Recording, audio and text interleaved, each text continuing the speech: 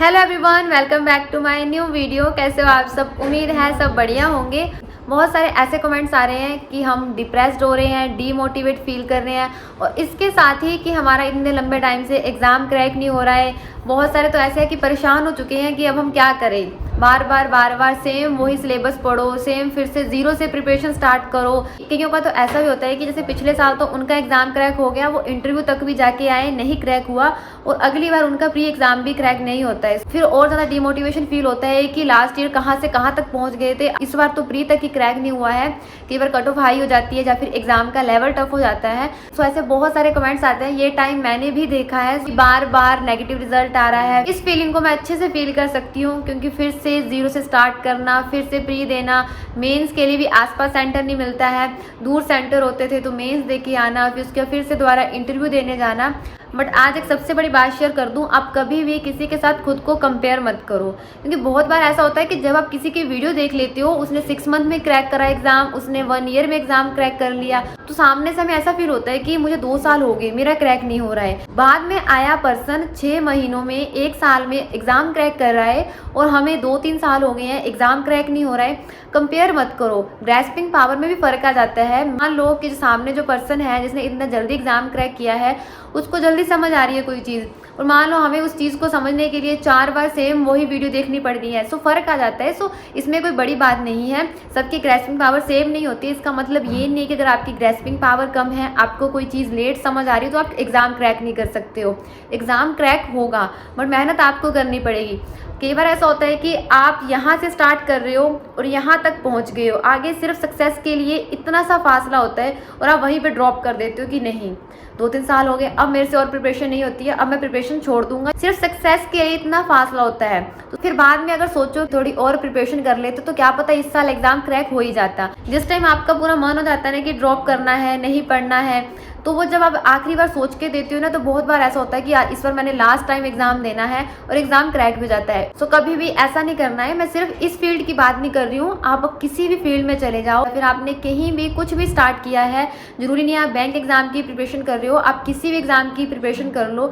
अगर आपने कोई भी चीज़ स्टार्ट करी है ना, तो मेक श्योर कि आप उसका एंड भी करो, वरना उसको आपने स्टार्ट किया है, आपने अपनी लाइफ के 2 से 3 साल इतने इंपॉर्टेंट टाइम लगा के भी छोड़ दिया, उसका कोई रिजल्ट भी नहीं निकला, तो इस चीज़ का कोई भी फायदा नहीं है। कल को अगर आपको कोई भी पूछेगा कि हम भी आगे प्रिपरेशन करना चाहते हैं, तो आप हमें बताओ क्या एग्जाम इतना टफ है, तो आप क्या बोलोगे? अगर आपने खुद ही ड्रॉप आउट कर दिया है तो आप आगे किसी को क्या मोटिवेट करोगे? आप आगे किसी को क्या समझाओगे कि नहीं मेहनत करो, पढ़ो, एग्जाम क्रैक होगा, मेहनत करने से ही होगा।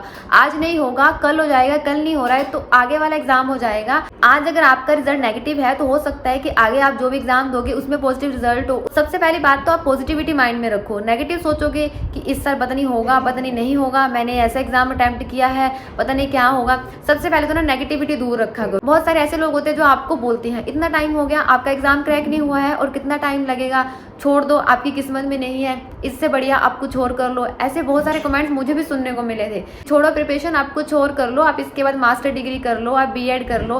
मैंने कहा भाई उसके बाद भी अगर आप मुझे जॉब लगवा सकते हो तो मैं डेफिनेटली कर लूँगी। सही है, मुझे और क्या चाहिए, मैं इसके बाद मास्टर डिग्री कर लेती हूँ, बीएड कर लेती हूँ। तो मुझे आप बता दो, अगर आप मुझे जॉब लगवा सकते हो तो सबसे बढ़िया चीज़ है। ठीक है, मैं कितना परेशान होंगी, अभी यहाँ पे प्रैक्टिस कर रही हूँ, प्रिपरेशन कर रही हूँ, प्री के लिए कहीं जा रही हूँ, मेंस के लिए कहीं जा रही हूँ, इंटरव्यू के लिए कहीं जा रही हूँ, ट्रैवलिंग में अलग परेशानी होती है, वहाँ जाके एग्जाम देना, फिर से वापस आना, अगले दिन फिर से वही सारी प्रिपरेशन स्टार्ट करनी। सो फिर मैं इतना क्यों परेशानी झेलूं? बट सामने वाले पर्सन सिर्फ आपको ज्ञान दे सकते हैं। ठीक है, आपको जॉब नहीं लगवा सकते हैं, जॉब आपको खुद ही लेनी पड़ेगी। वो सिर्फ आपको ज्ञान दे सकते हैं कि ठीक है आपका इतने टाइम से एग्जाम क्रैक नहीं हो रहा है, आप ये कर लो, आप वो कर लो। जॉब तो वो भी नहीं आपको लगवा सकते। इट्स बेटर जो आपने खुद से डिसीजन लिया है आप उसमें ही आगे कुछ ना कुछ कर लो तो ज़्यादा बढ़िया है। किसी और की बातें सुनने का कोई भी मतलब नहीं है। इस साइड से सुनो और उस साइड से निकाल दो। जब मैं प्रिपरेशन करती थी मैं सुनती ही नहीं थी, इस साइड से डाल के इस साइड क्या निकालनी, मैं वैसे ही ध्यान नहीं देती थी क्योंकि मुझे पता था मैं क्या कर रही हूँ। ठीक है, मेरी कहाँ पे क्या दिक्कत आ रही है, मैं जानती थी मैं कितने पॉइंट से रह रही हूँ, कितने मार्क्स से रह रही हूँ, सो मैं क्यों ड्रॉप आउट करूँ किसी की बात सुन के। मैंने बहुत सारे ऐसे कैंडिडेट्स देखे हैं जो ड्रॉप आउट कर देते हैं, छोड़ो 2 साल हो गए, कुछ और करके देख लेते हैं। क्विट करना सोल्यूशन नहीं है। आपने जब कोई चीज़ स्टार्ट करी है, अब उसका एंडिंग करो। आज अगर मैं इस मुकाम पे हूँ ना, अगर मेरे सामने कोई बोल दे कि मुझसे प्रिपरेशन नहीं हो रही है, मुझे 2 साल हो गए, मुझे 3 साल हो गए, तो मैं बोलती हूँ करो और पढ़ो। कहीं ना कहीं प्रिपरेशन में कमी आ रही है, कहीं ना कहीं आप कोई गलती कर रहे हो, फिर से स्टार्ट हो जाओ, फिर से प्रिपरेशन करो। आपने कितना टाइम लगाया ये कोई भी नहीं पूछेगा, ठीक है। आप एंड में क्या बने हो, आप कहाँ पे स्टैंड कर रहे हो, बस मेन चीज़ ये होती है। आप चाहे किसी चीज़ के लिए 7 साल लगा दो, 8 साल लगा दो, कोई इस टाइम के लिए नहीं पूछता है, और सारा का सारा टाइम कवर भी हो जाएगा जब आप जॉब ले लोगे। अदरवाइज वो सारा टाइम वेस्ट हो जाएगा। ऐसा होगा अगर आप पीछे मुड़ के देखोगे तो कितने टाइम का आपका गैप आ गया होगा। फिर अगर आप कोई और स्टडी करना चाहोगे तो वो भी नहीं पढ़ पाओगे, इसमें फिर आप आगे जाना नहीं चाहोगे।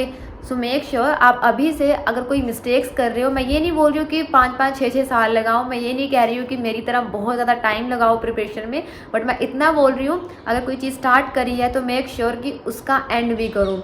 दिमाग में रख के चलो कि कंपटीशन बहुत हाई है, बट आपको एक सीट लेकर ही रहनी है। आपको उस एक सीट को लेने के लिए कोई नहीं रोक सकता, बस ये चीज़ सोच के चलो। ये मत सोचो कितनी वैकेंसीज हैं, कितने स्टूडेंट्स आ रहे हैं एग्ज़ाम देने के लिए, कितना कंपटीशन हाई है। बस ये सोचो कि मुझे एग्ज़ाम क्रैक करना है, मुझे जॉब लेनी है। टारगेट सेट करके चलो कि हाँ इतने टाइम में एग्ज़ाम क्रैक करना है, बट ये नहीं है कि उस टारगेट को सेट करके रख लो कि हाँ 6 महीने में एग्ज़ाम क्रैक करना है। नहीं हुआ उसके बाद ये नहीं करना है कि बैठ जाओ कि हाँ मेरा तो एग्ज़ाम क्रैक नहीं हुआ, 6 महीने का टारगेट सेट करके रखा था, इतने टाइम में ये प्रिपेयर करना है, इतने में ये, इतने में ये। टारगेट सेट करना बहुत अच्छी बात है, बट ये नहीं है कि वो टारगेट आप पे हावी हो जाए। कोई बात नहीं, 6 मंथ में नहीं हुआ, आपने सोच के रखा होता, आप फिर से प्रिपरेशन करो। मैंने थोड़ा सोचा था कि मैं इतने साल प्रिपरेशन में लगाऊंगी। कौन सोचता है कि हम ज़्यादा से ज़्यादा टाइम प्रिपरेशन में लगाएं? कौन सोचता है कि हम बार बार वही सेम चीज़ें पढ़ें, फिर ज़ीरो से स्टार्ट करें? किसी को शौक नहीं होता है कि सेम चीज़ें बार बार पढ़ें, फिर से वही एग्ज़ाम सेंटर में घूमते रहें, एग्ज़ाम देते रहें, वही प्री वही मेंस, बार बार करंट अफेयर्स पढ़ के पागल हो जाओ। मेरा क्या इशू आता था कि जितनी कट ऑफ होती थी, मैं जब तक वहाँ पहुँचती थी उस साल कट ऑफ उससे भी ज़्यादा हो जाती थी। मैं फिर अगले साल उस कट ऑफ तक तो पहुँच जाऊँगी, आगे फिर से वो कट ऑफ हाई हो जाती थी। सो इस तरीके से गैप आता जाता था, बट मुझे ये होता था कि चलो कोई बात नहीं, पिछली वाली कट ऑफ तक तो पहुंच गई, एक दिन आगे आने वाली कट ऑफ को भी क्रॉस कर जाऊंगी, ठीक है। सो मैंने सोच के रखा हुआ था कि मैं एग्जाम क्रैक करके रहूंगी, कोई बात नहीं, इतना टाइम हो गया, चाहे जितनी भी लास्ट एज है एग्जाम देने की, मैं तब तक एग्जाम देती रहूंगी। मैं भी देख लेती हूँ कब तक मेरा एग्जाम क्रैक नहीं होता था। एक और चीज़, टारगेट सेट करो, ठीक है, 1 साल में आपको क्रैक करना है, उस हिसाब से प्रिपरेशन करो, पूरा डेडिकेटली पढ़ो। एक बार अपने आप को खुद को पूरा उस प्रिपरेशन में लगा दो कि पूरा एग्जाम आपको अच्छे से प्रिपेयर करना है। बट ये नहीं करना है कि अगर आपकी प्रिपरेशन बहुत अच्छी हो गई है, 80 to 85% आपकी प्रिपरेशन थी, अब बिल्कुल पॉइंट से रह गए हो, फिर अब छोड़ दो कि नहीं 1 साल सोचा था बट अब मैं क्विट कर रहा हूँ। बहुत ही इंपॉर्टेंट चीज़ आपको बता दूं कि अगर आप बहुत ही परेशान हो, आपके एग्जाम वगैरह जब रिजल्ट आता है तो सबसे ज़्यादा परेशानी तब होती है, सबसे ज़्यादा डिमोटिवेट तब फील होता है कि हाँ हमारा एग्जाम क्रैक नहीं हुआ है। वो सबका कुछ टाइम के लिए तो बिल्कुल माइंड स्टेबल नहीं हो पाता है कि क्या रिजल्ट आया, हमने तो क्या से क्या सोचा हुआ था, ये सबके साथ होता है, ठीक है। बट उस टाइम के लिए मैं यही बोलूँगी कि आप अपनी फैमिली से बात किया करो, उनके साथ टाइम स्पेंड किया करो, क्योंकि आपकी फैमिली आपको बहुत अच्छे से गाइड कर सकती है। आपके पेरेंट्स हैं जो आपको हमेशा एक अच्छा राह दिखाते हैं, आपको सही गलत का बताएंगे। सबसे बड़े सपोर्टर्स भी वही होते हैं। आपको कोई थर्ड पर्सन सपोर्ट करे चाहे ना करे, बट आपकी फैमिली आपको हमेशा सपोर्ट करती है, क्योंकि आपकी फैमिली को पता है आप कैसे पढ़ते हो, आप क्या कर रहे हो क्या नहीं कर रहे हो, ठीक है। थर्ड पर्सन आपको सपोर्ट करने के लिए नहीं आएगा। अब जैसे डेली आप इतना तो है नहीं, पूरा दिन भर लगातार पढ़ते रहोगे, इतना तो कोई भी नहीं पढ़ता है, ठीक है ना। मेक श्योर कि जब आपका फ्री टाइम होता है, एज कंपैरिजन आप म्यूजिक सुनो या फिर किसी के ब्लॉग्स या मूवीज वगैरह देखो, सबसे बढ़िया है स्क्रीन से थोड़ा दूर रहो, चाहे लैपटॉप हो चाहे मोबाइल फोन हो। इससे बढ़िया है कि आप फैमिली के साथ टाइम स्पेंड कर लो। ये पेरेंट्स ही सबसे बड़े गाइडर और सबसे बड़े सपोर्टर्स होते हैं, मोटिवेटर होते हैं। आपको किसी भी चीज़ के लिए कहीं बाहर जाने की ज़रूरत नहीं है या फिर सर्च करने की ज़रूरत नहीं है कि इस टाइम लाइफ में ऐसा हो रहा है तो इससे ओवरकम कैसे करें, क्योंकि आप अपने पेरेंट्स को बताओ, उनके पास लाइफ एक्सपीरियंस है, अब तक उन्होंने भी बहुत सारी चीज़ें झेली होंगी, लाइफ में अप्स एंड डाउन्स देखे होंगे, तो डेफिनेटली आपके पेरेंट्स आपको अच्छे से समझेंगे, आपकी अच्छे से पूरी बात सुनेंगे, तो आपको अच्छे से आगे गाइड करेंगे, ठीक है। सो कभी भी डिप्रेस नहीं होना है, डीमोटिवेट नहीं होना है, नेगेटिव थॉट्स नहीं माइंड में लेके आने हैं। ये स्टेज ही ऐसी है, इसमें ये सब चीज़ें होना नॉर्मल सी बात है, ठीक है। बट आपको इन चीज़ों से दूर रहना है, अवॉइड करना है, ठीक है। आपका मेन फोकस होना चाहिए अच्छे से प्रिपरेशन करो, अच्छे से प्रैक्टिस करो। इसके अलावा आपको कोई और बात नहीं सोचनी नहीं है लोग क्या बोलते हैं, लोग क्या सोचेंगे, उनको छोड़ो। आपको जवाब अगर देना ही है तो बस अपनी सक्सेस के साथ दो, आप अपने रिजल्ट के साथ उनको जवाब दो। अदरवाइज़ आप ऐसे उसे बोल के कुछ भी जवाब दोगे, वो कहीं भी काउंट नहीं होगा। चुपचाप प्रिपरेशन करते रहो, प्रैक्टिस करते रहो।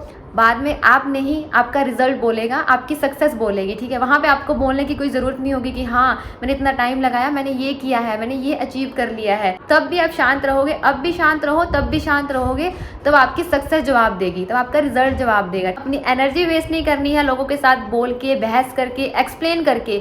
होता है ना कि हम एक्सप्लेन करने लग जाते हैं कि हाँ हम अगर ऐसा कर रहे हैं तो इसका ये रीज़न है, हम इस चीज़ की प्रिपरेशन कर रहे हैं। किसी को समझाने का कोई भी फ़ायदा नहीं है, अपना टाइम वेस्ट नहीं करना है, ये टाइम बहुत प्रीशियस है आपके लिए, ठीक है।